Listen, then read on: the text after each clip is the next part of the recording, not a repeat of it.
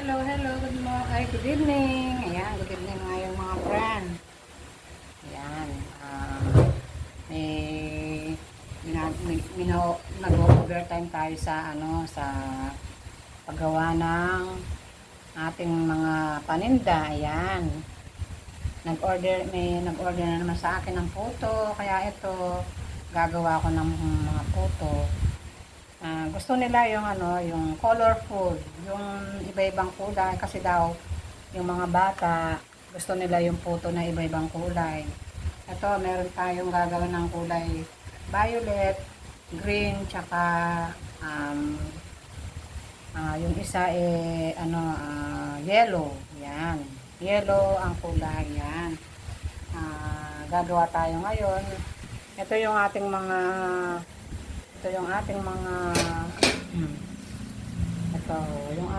steamer. Ayan. Labas ko na naman yung ating mga steamer. Gagawa tayo para bukas maaga tayo mag-deliver. Gabi pa lang gagawin na natin para bukas ilalagay na lang natin sila sa styrofoam. Ayan. Ilalagay natin sa styrofoam bukas para para ready siya. Ayan. Ito na yung ating ginawang hindi ko na pinakita yung pagsangkap natin. Sasabihin ko na lang sa inyo kung ano yung mga ingredients niya.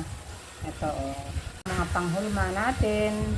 Yan, yung mga bowl na maliliit. Ito.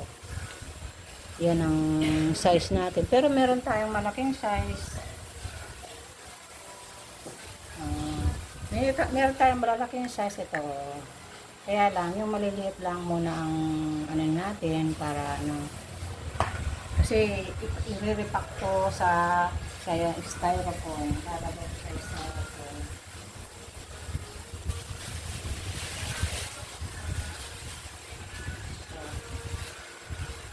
So, gagamit tayo ng styrofoam yan.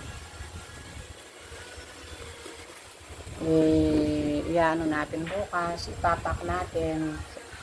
Yan, tapos lalagay natin ng yung plastic na pantakip yan. Iano natin yung para hindi malagyan ng dumi. Ito ang lalagyan natin. Iano natin, ikakat natin yan para ilagyan na lang natin siya ng plastic. Yan. At saka yung ating galapong ito, yung ating sinangkapan na ito, nandito na siya. Ang ginamit ko dito, all-purpose flour. Ayan. Gagawin ko siya ng iba-ibang kulay, 3 kulay. Tapos pang-4 yung puti. Ayan. I-assorted natin. Papakita ko rin kung ating finished product, yung mga kulay na gagawin natin. Abang-abang nyo ang ating paggawa ng iba-ibang kulay na puto. Yan. At maglalagay na tayo sa i-mix natin yung kulay para gagawin natin ngayon yung kulay green muna. Yan. Ito yung ating pangalawang kulay. Ito yellow.